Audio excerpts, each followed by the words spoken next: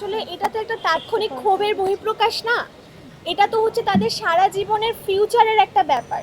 তো তারা অবশ্যই এটা করতে পারে। আপনি চিন্তা করে দেখেন, ফিজিক্স পরীক্ষা ছিল প্রথম দিন, অন্যান্য পরীক্ষা তো বাদ। তো ওখানে একজন পরীক্ষার্থীর তো পরীক্ষার চাপ নিবে নাকি হচ্ছে সে জলবদ্ধতা মারিয়ে তারপরে তার এই যে ভেজা পোশাক আশাক নিয়ে সে 3 ঘন্টা একটা হলে বসে পরীক্ষা দিচ্ছে। মানে এখানে ক্ষোভটা তো প্রচণ্ড প্রাকৃতিক একটা বিষয়, মানে ন্যাচারালি এই জিনিসটাই হবে। মানে আমার সঙ্গে অন্যায় হচ্ছে, এই তো পূর্বে 24 তারা দেখেছে।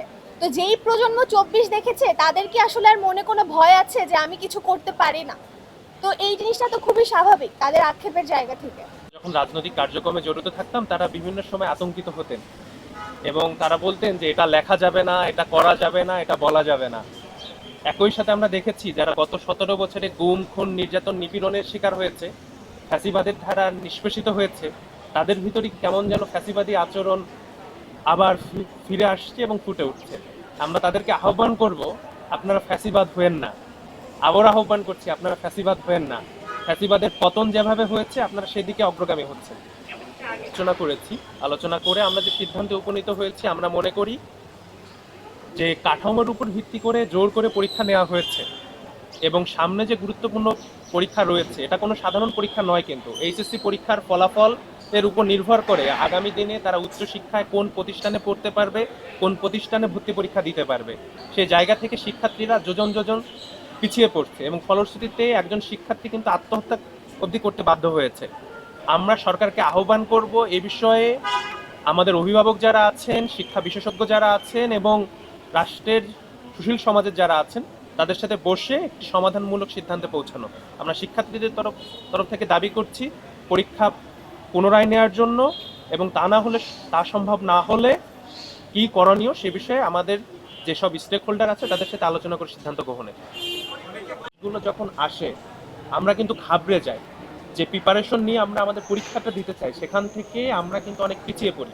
এর ফলে আমাদের এইচএসসি রেজাল্ট খারাপ হয়, এর ফলে আমরা বিশ্ববিদ্যালয়ে ভর্তি পরীক্ষার যে প্রতিযোগিতা সেখান থেকে আমরা পিছিয়ে পড়ি।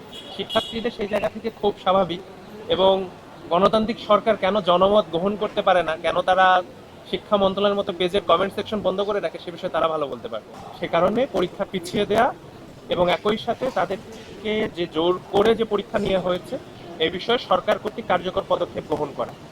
আমরা মনে করি সরকারের বিশেষত বর্তমান প্রধানমন্ত্রী তারেক রহমানের এ বিষয়ে দ্রুত পদক্ষেপ এবং শিক্ষার্থীদের আশ্বস্ত করা প্রয়োজন। তারা শিক্ষামন্ত্রীর প্রতি আর কোনোভাবেই আশ্বস্ত নয়, এবং এর ইতিপূর্ব শিক্ষামন্ত্রী বেসরকারি বিশ্ববিদ্যালয় নিয়ে বিতর্কিত মন্তব্য করেছিলেন।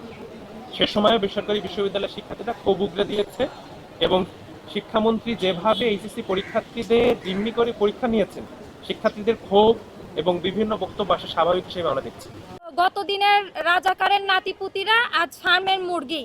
আপনার মাথায় রাখতে হবে যে হচ্ছে এই ফার্মের মুরগিরাই সরকারের পতন ঘটিয়ে আপনাকে অভিভাবক হিসেবে আমরা বসিয়েছি ওই চেয়ারে।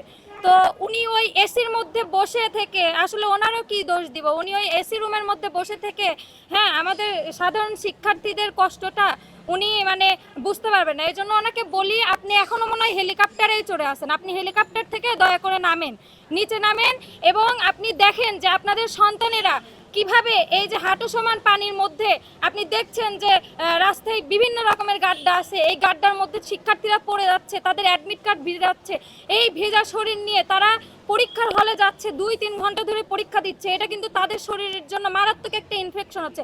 এবং মেয়েরা যারা আছে বিশেষ করে তাদের আপনারা সবাই জানেন এটা লজ্জাজনক না, মেয়েদের মান্থলি কিছু প্রবলেম আছে এবং অনেক শিক্ষার্থীরা এই রকম অবস্থায় তাদের এই মান্থলি যে প্রবলেমটা, এই প্রবলেমটার মধ্যেও তারা এই যে নোংরা নর্দমা ড্রেনের পানির মধ্যে দিয়ে ভেজা শরীরে পরীক্ষা দিতে যাচ্ছে। এটা তো তাদের শরীরের জন্য প্রচন্ড রকম একটা ক্ষতি। হ্যাঁ, তাদের জীবনটা আসলে অনিশ্চয়তার মুখে আসলে ঠেলে দিচ্ছে। তো আমরা তো এইরকম কোনো শিক্ষামন্ত্রী আসলে আমরা চাই না। আমরা যখন সে যখন শিক্ষামন্ত্রী হয় তখন আমরা ভেবেছিলাম যে হ্যাঁ জাতি হয়তো এইবার শ্রেষ্ঠ একটা শিক্ষামন্ত্রী পেতে যাচ্ছে, কিন্তু আমরা আসলে তার এইরকম অমানবিক এরকম অমানবিক আচরণ আসলে আমরা আসলেই তার থেকে আশা করি না। তিনি ভাই যেটা বললেন, তিনি গত দিনে পোস্ট দিয়েছে, সেইখানে তিনি হচ্ছে প্রশ্নপত্র নিয়ে এবং শিক্ষার্থীদের প্রতি সহানুভূতি নিয়ে কোনো রকম বিন্দু মাত্র কোনো কিছু লেখালেখি করে নাই, বরং কমেন্ট বক্সটাই অফ করে দিছে। তো আমরা বলতে চাই, এভাবে তো আমাদের কণ্ঠ রোধ করতে পারবেন না।